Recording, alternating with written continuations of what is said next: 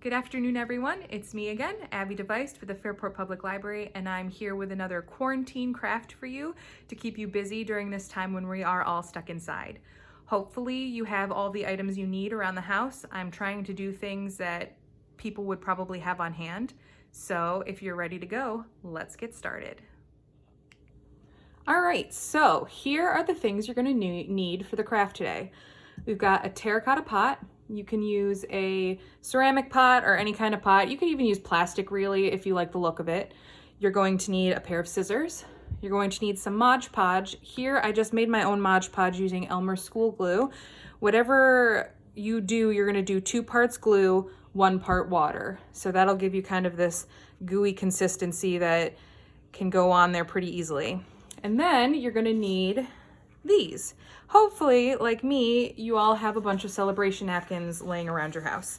Varying different types. There's, some botanicals and some happy birthday ones. And, they're not great for actually wiping food off your face, but they are great for crafts. So today I'm going to focus on this guy right here. And we're gonna use that to decorate our pot.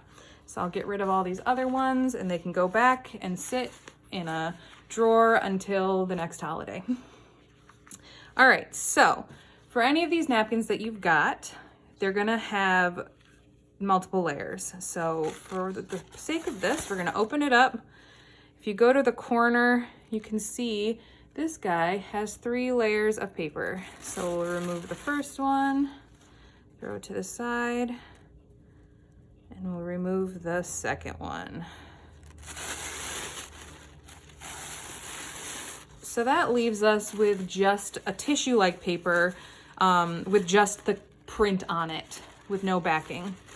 You can see it's a little more transparent than when it had the 2 backings. Now, there's multiple ways you can do this, and I will show you different options after we're done here, but for the sake of today, I'm gonna cut the pictures out because if I did the whole napkin on here, it would look kind of weird because of the repeating pattern. So off screen with Movie Magic, I already cut out some pieces that I want to use today. Now guys, I'm not gonna lie to you. Doing this was a huge pain in the butt. It took me a really long time and to get it just right, and it was a real pain and a bit time consuming. But we're all locked in our houses right now, so we have time to do things like cut out napkins and pictures and just take our time doing things like this. But so, like I said, not gonna lie, it was a pain in the butt to do, and you don't have to do it this way. I just happen to have a napkin that has that capability and would look cute being cut out. So we'll go through this, and it's very easy. It's gonna take us like a few minutes, and you can be as subtle with it or as easy as you like. It's really a craft you can adjust to the difficulty that you would like to do. So this pot I have already kind of has a texture on it. I think I got this out of like a Lowe's. You can still see I have the price tag that I haven't been able to get off. But so this just came with a pot. It's already got kind of like a brush strokey look to it. If you're using a regular terracotta pot, you can choose to paint it. You can do a dry brush where you'll get streaky lines like this. If you have a napkin that you like that has a special color and you want to do, like if you wanted to cut out these leaves but you wanted the background to be a kind of gold, you could paint the pot gold first and then cut the leaves out and put them on here yourselves. So there's multiple options you can do, but for now I'm gonna leave my pot the way it is because I actually really like the kind of distressed look. It goes with the whole we're in the garden bunny feel. So I am going to place some Mod Podge on the pot in about the spot that I would like my first thing to do. And I'm gonna lay the bunnies down first because they are the focal point of my pot. So I'm gonna lower them a little bit because I don't want the bunny ear on a ridge. So I'm gonna place it and then I'm gonna move it a little bit. Once the glue soaks in pretty good, it's kind of hard to move it, but if you've got just like a basic layer right off the bat, you should be good to go for moving it a little bit. So I put a little layer of glue down underneath, and I'm gonna get the sides that I missed. And then I'm gonna lay glue on top of it too. So I'm gonna do a bigger brush stroke on the face because I don't want a lot of wrinkles on the face.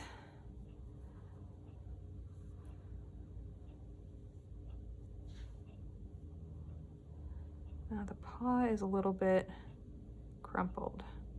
So I'm gonna do my best to get that wrinkle out. Because you take the other layers off, it means it's pretty delicate. So if you get a lot of wrinkles, it adds to the look of the piece. At least that's what I tell myself, because it's hard to get wrinkles out once they're there. So you want to be super delicate while you're laying this out. But if you don't care and you like the rustic look, go to town, guys. It's all about your own style. So I put this down a little bit on the edge, so I'm gonna put a little glue down on the edge and push it down there. All right, so I absolutely hate everything about the bubble on this hand, but it is too late. It has already happened. I have done it. So if you have a lot of big bubbles, you can kind of push them with your brush and they tend to sit down a little bit more.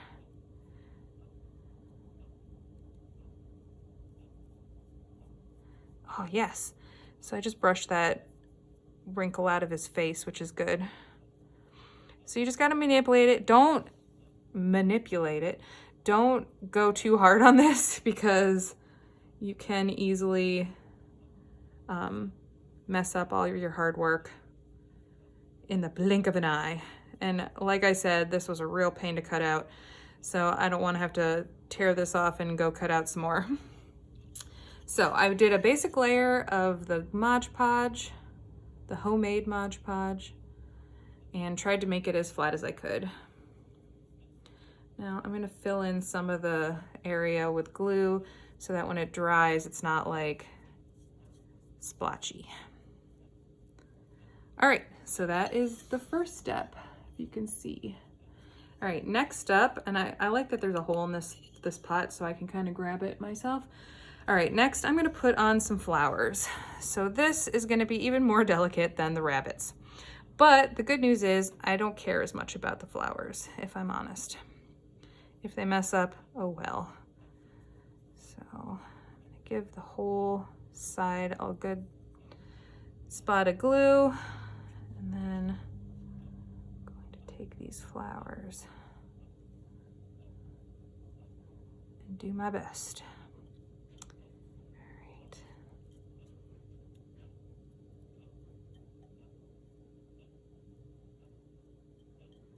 Just using my fingernail. Oh, this flower like turned around. There we go. Good thing is it's just school glue, so if it gets on your fingers, you can peel it off later. I used to do that when I was a kid. We would put that paste on our hands and then like peel it off our fingers during class when we were bored. Sorry if you're watching this, Mom. I usually paid attention in class, but you know, as kids, sometimes you can't. This is a casualty of when I was trying to cut these papers out and it was just so difficult. My flower just fell right off. All right, so now I'm gonna put a top layer of glue on here. I'm gonna push down the parts that are right on the lip there. Go, kind of smooth out some of those wrinkles. Tuck it down around the bottom. Ah, surprise. All right, there we go. No one's perfect, especially not me. So learn from my mistakes, everyone, learn from my mistakes. Don't put too much glue because then your pictures float around like little ghosts. All right, try to make that look as connected as I can. Okay, so there is one side of flowers down. I'm gonna get some of this glue, and if you've got the extra napkin, you can use it. I'm gonna get some of that glue off of there because it just looks really packed in.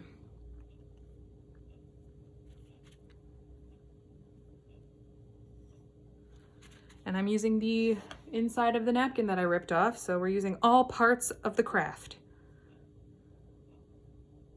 All right, there we go. And I'm gonna come around to the other side. I probably should have done this side first because now my fingers are in it, but I'll just adjust the way I'm holding it. All right, I'm gonna give another layer of glue.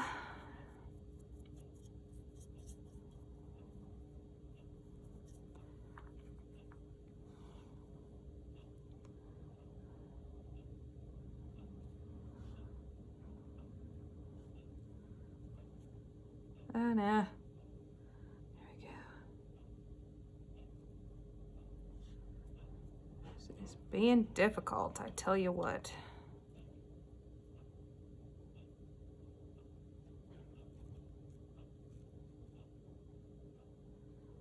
All right, pushing it around again like we did before. Getting out some of the bubbles.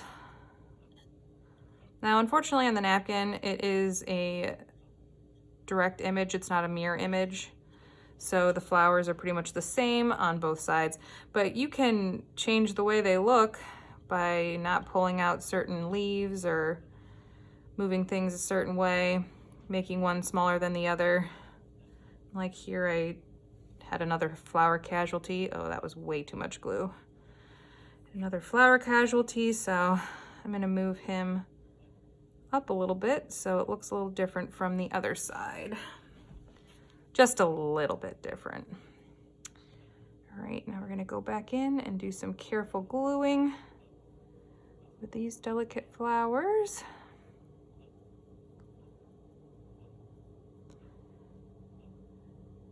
Now, if you are painting your pot and you paint it a lighter background, your pictures are going to show up a little bit better after you remove the plies in the background. If you want to leave, sorry, I'm hitting the camera.